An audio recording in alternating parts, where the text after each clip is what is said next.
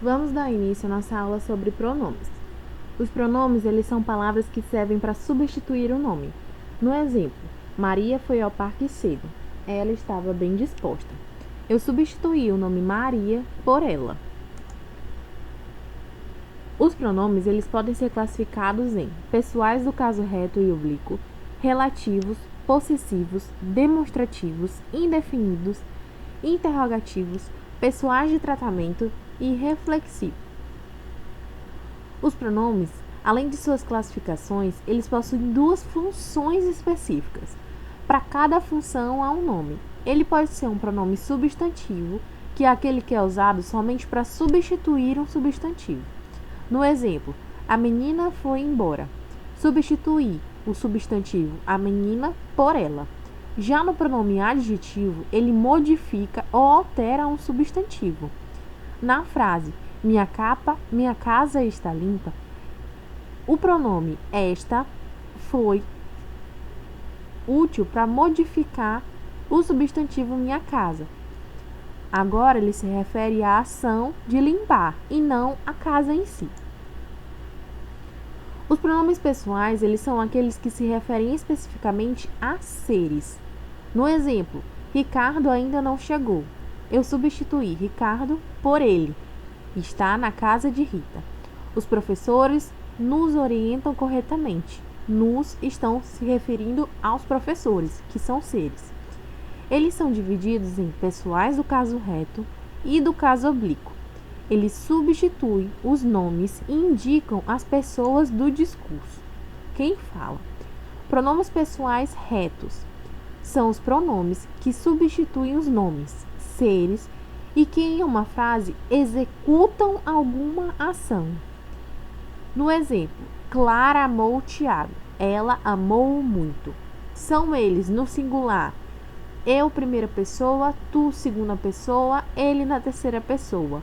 No plural, nós primeira pessoa, vós segunda pessoa e eles terceira pessoa. Atenção ao detalhe de que esses pronomes pessoais retos executam alguma ação. Lisa gosta de Carlos. Pronomes pessoais oblíquos são os pronomes utilizados para indicar as pessoas do discurso que recebem alguma ação. O reto executa a ação, o oblíquo recebe essa ação. Laura falou comigo sobre o acidente. Antônio entregou a ti o discurso. São pronomes que recebem a ação. Tiago viu a caneta. Ele comprou-a. Tiago matou o João. Ele matou-o.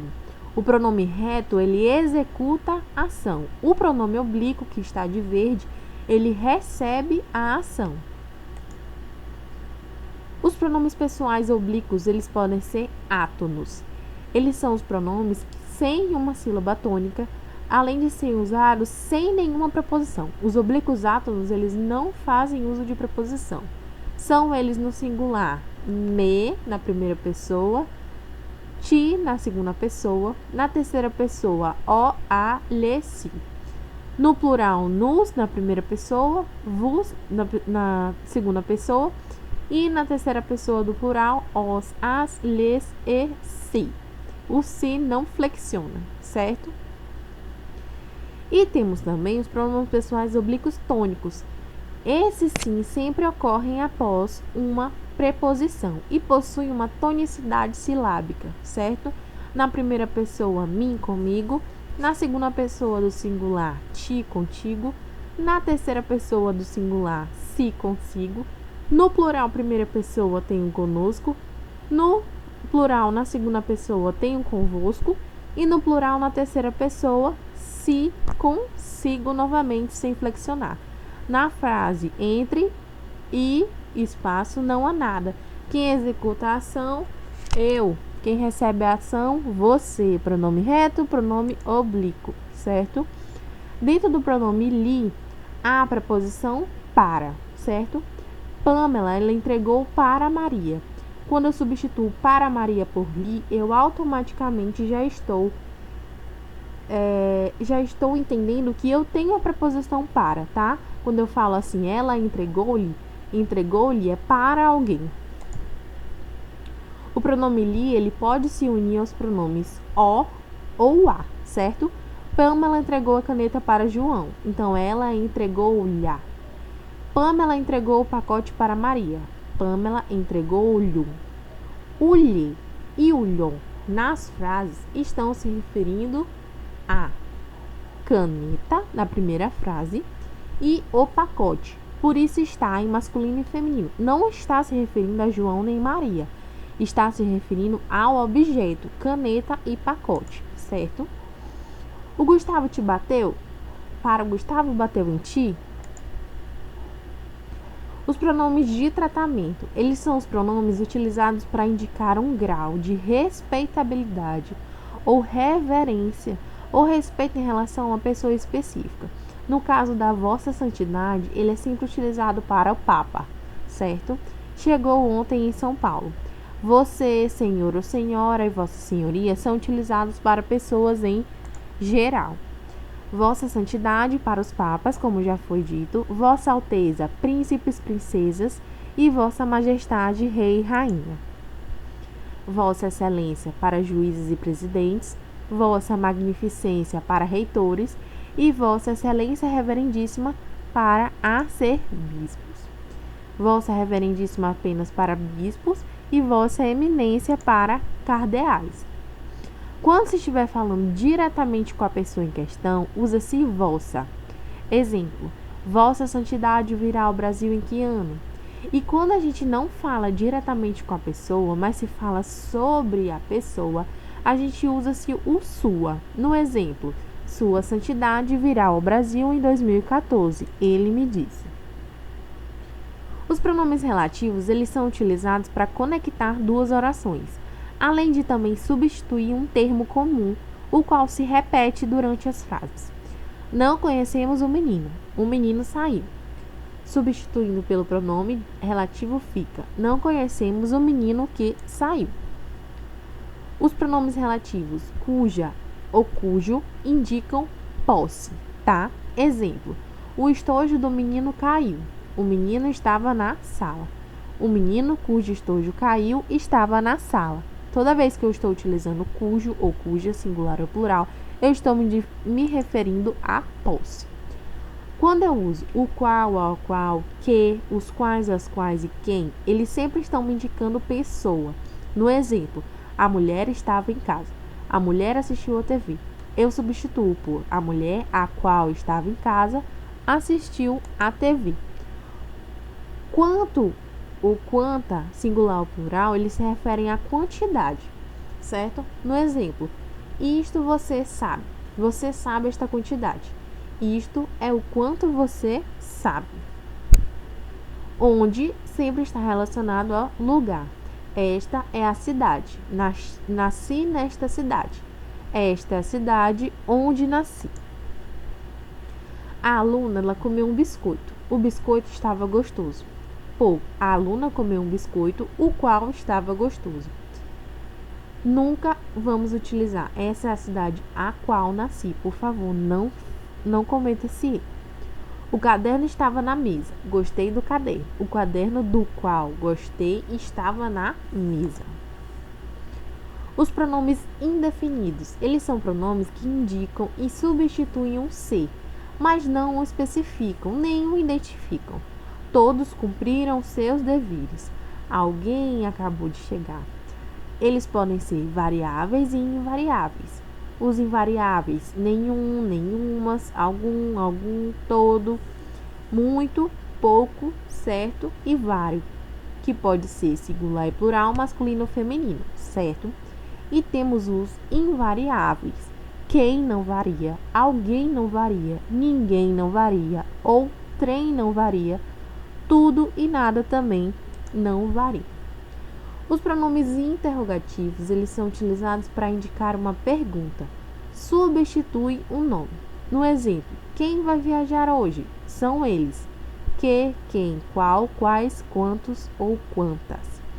Existem também os pronomes interrogativos substantivos, né? Nós já vimos a diferença.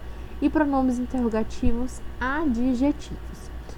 Os pronomes possessivos, eles indicam individualmente posse. Minha mãe quebrou o carro na avenida. Nossas mães foram ao shopping juntas.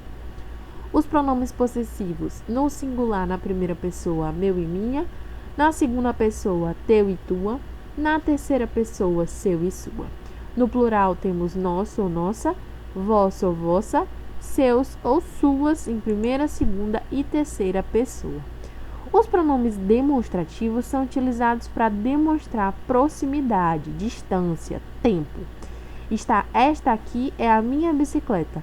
Essa é a sua bicicleta. Aquela é a bicicleta do João.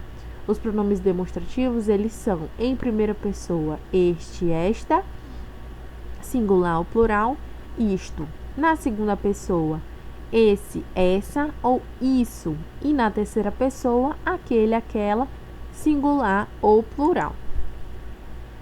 Como a gente faz uma colocação pronominal? A colocação pronominal ela se refere à posição do pronome oblíquo em uma frase. Ele pode vir antes do verbo, com nada me perturba, no meio do verbo, com convidar-me-iam para a festa, e também depois do verbo, não posso recebê-lo. O pronome antes do verbo ele se chama próclise. Quais são as regras? Em frases negativas, pode utilizar não me perturbe. Os pronomes interrogativos que são relativos antes do verbo. Quem te disse? A mulher que o comprou fugiu. Advérbios antes dos verbos. Calmamente lhe disse a matéria. Gerúndio verbal precedido da preposição em. Em se tratando de comida, ela é uma chefe. Pode ocorrer no meio do verbo, que é quando a gente chama de mesóclise. Qualquer situação em que haja um verbo no futuro do pretérito ou no presente ao lado de um pronome oblíquo. No futuro do pretérito, o exemplo: falaria, amaria, seria, andaria. Ele falaria o discurso. Trocava ele por ele falá-lo-ia, certo? A regra, quando o verbo ele é terminado em R, S ou Z, você tira o R, S ou Z, adiciona-se um acento agudo ou circunflexo e se acrescenta L ao pronome oblíquo, ou as, se ele estiver depois do verbo. No futuro do presente, falarei, andarei, serei, comprarei e amará. Eu comprarei o presente por eu comprarei-o, eu comprar-o-ei ou eu comprá-lo-ei, certo? Seguindo aquelas regrinhas básicas. Os pronomes depois do verbo nós chamamos de ênclise, tá? É um verbo no infinitivo, mas o pronome oblíquo. A gente não fala, ela começará a vender amanhã. Ela começará a vendê-la amanhã, certo? No começo de frase, não na frase, me diga agora a história. A gente fala, diga-me agora a história. Após as vírgulas, veja o pacote. Ana e Clara, comprem-no agora. Após as palavras também com som nasal de an, on, ans, em, ens, acrescenta-se n aos pronomes o. Veja o garfo. João, que é marido de Esther, põe-no à mesa. Certo? Ficamos por aqui.